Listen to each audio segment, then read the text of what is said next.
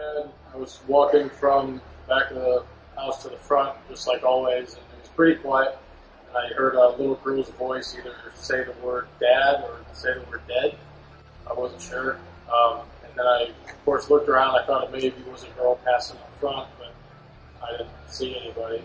I was working here with my general manager, Andy Pinkerton. He and I were upstairs, and the vast majority of the power was off in the building. There was nobody else in the building. The doors were locked, and we were all the way in the back corner upstairs when out of nowhere a motion detection light on the first floor activates and turns on. Now, Andy and I stopped working because you could see it glow. It was already dusk. Andy and I stopped working. Our skin began to crawl both at the same time because we started letting these urban legends kind of get to us. So we walked over to the opening, the door opening, and sure as heck, the light was on. So we stood there, we kind of waited to see if we could see any movement. We saw nothing. We came downstairs, looked around, see if there was anybody in the building. There was nobody in the building.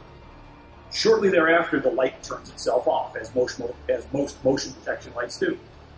So Andy and I went back upstairs, and being doubters, we started throwing trash down the open stair hole to see whether or not the trash, if we had accidentally kicked something down the hole that had turned that motion detection light on. And we could not get that motion light to go on. So perhaps that's our first paranormal experience or encounter in this building.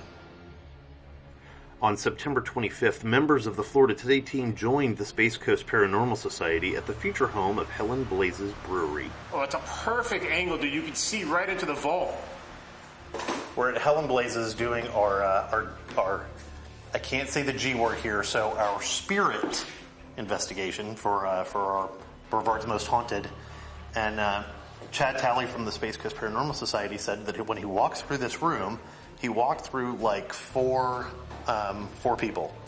Okay, so while Chad was picking up his equipment to come up tonight, we were walking around with one of the owners of Helen Blaze's, and right here, literally on the other side of where I was just standing, she was saying that this particular area is where a lot of spiritual medium people have picked up the presence of spirits, because I'm not going to use the G word. I just thought it was really interesting that without knowing that this was a room where that kind of stuff was happening, he walked through and said, yeah, there's like 4 people in there. During setup, walking upstairs, I felt like I walked through a few people. And by walked through, I mean just instant cold spot and then weak in the knees. The site was Melbourne's first bank, a hardware store, and a mortuary. Well, Helen Blaze's Brewing Company is going to be a really great location in downtown Melbourne. And the owner, Don DeFrisco, and the general manager, Andy Pinkerton, are really doing their best to restore this, one of the oldest buildings in downtown Melbourne. And the records of when the building was originally constructed are contradictory. Some say that it was the first building built after the big fire in 1919, where the downtown area of Melbourne, which was originally at Front Street, burned to the ground. And the current location was where downtown Melbourne was rebuilt. But there are other records that indicate that this building was already functioning as a hardware store as early as 1898. So it was a hardware store. It also functioned as a bank, a furniture store, a pharmacy, and a mortuary. Most recently, there was an antique store in there and an establishment called the Christmas Cottage. But as the current owners of Helen Blaze's Brewing Company have been restoring the building, they have been removing floorboards because as restorations were made in the early part of the 20th century, new floorboards were put on, just raised above the old floorboard. And all kinds of stuff that they would have considered garbage in the 1920s and beyond was actually artifacts to us.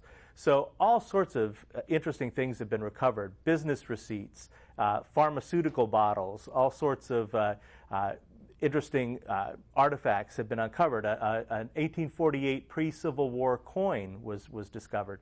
So probably most intriguing were some of the mortuary receipts and shipping records and actual tools that appear to be drainage tools that were used to remove fluid from the corpses and actually put the embalming fluid in. So all of this was just under the floorboards at what is going to become Helen Blazes Brewing Company. Fee and Stewart, I believe the original owners, I believe that the first hardware store in the Helen Blazes building was the Fee and Stewart hardware store, but they also had other businesses in the same building that to keep the establishment going. A furniture store, a seed store where you could buy food for your animals. So they did whatever they could to stay in business. While the building was used as the Christmas cottage, the former owners noted several entities in the building, including a grumpy spirit. Could one of the original proprietors still be roaming the building?